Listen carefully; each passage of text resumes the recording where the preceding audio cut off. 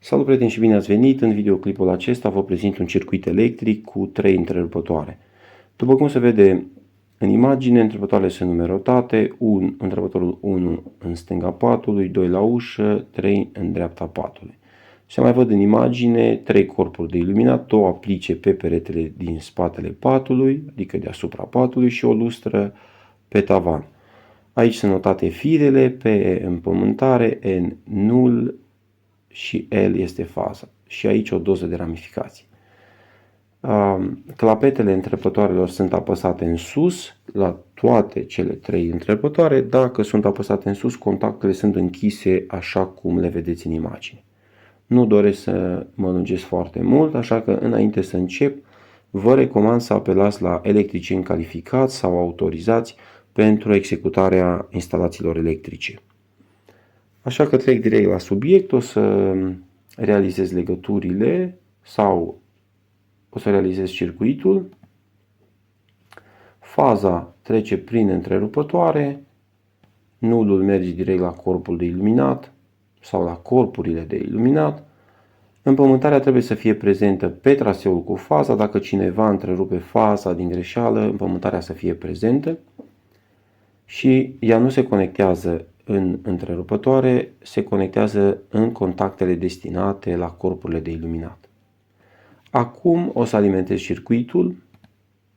Am alimentat circuitul, faza iese din doza de ramificație și alimentează întrerupătorul 1 și întrerupătorul 3.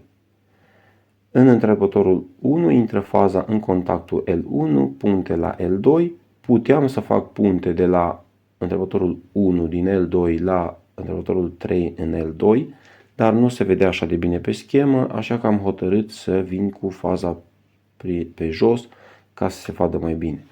Din doza de ramificație la întrerupătoare, faza este simbolizată de aceste săgeți care se mișcă, dar între întrerupătoare faza este simbolizată de sau. Pe firele care este prezentă faza între întrerupătoare sunt de culoare roșie.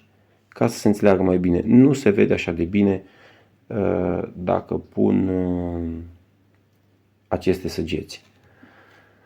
Ați înțeles dumneavoastră despre ce este vorba, așa că o să simulez o situație. După cum vedeți, este o cameră, un pat în mijloc, întrerupătoarele un întrerupător în partea stângă a patului, altul în dreapta și unul la ușă. Simulez această situație, dorm aici 2 persoane, o soție, intră în cameră. Dacă a intrat, aprind becul de la ușă, adică becurile din lustră. Și fac lucrul acesta, priviți cum deschide și închide întrerupătorul 2 de la ușă. Da? Au aprins becul sau becurile din lustră și ajung la pat. La pat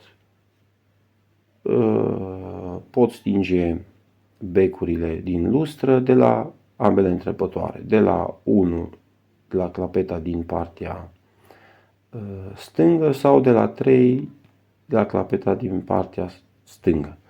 Fac lucrul acesta de la întrerupătorul 3, da, de la această clapetă, acționez clapeta și s-au stins becurile sau, în cazul acesta, becul din lustră. Acum voi aprinde cele 2 aplice. Aplica din partea, becurile din aplice, da? Becul din aplica din dreapta, da? Și pot să fac lucrul acesta, adică să aprind și becul din partea stângă, din aplica din stânga, da? Dacă cele 2 persoane doresc să citească, doresc să facă ceva, pot citi, da? Dacă este numai o aplică, becul unei aplice aprins, s-ar putea să fie puțină lumină, așa că își pot aprinde cele 2 becuri. Sting becul din aplica din dreapta, da? Rămâne numai unul. Dacă unul dorește să citească în continuare sau să facă ceva, da? Are lumină în partea lui, să zic așa. Și acum voi stinge și becul din aplica din stânga și vedeți că funcționează foarte bine. Nu are rost să mă lungesc mai mult, ați înțeles despre ce este vorba. Dacă aveți ceva de spus sau dacă doriți să lăsați un comentariu în rubrica de comentarii, Eu vă mulțumesc pentru atenție, vă doresc numai bine, o zi bună, la revedere!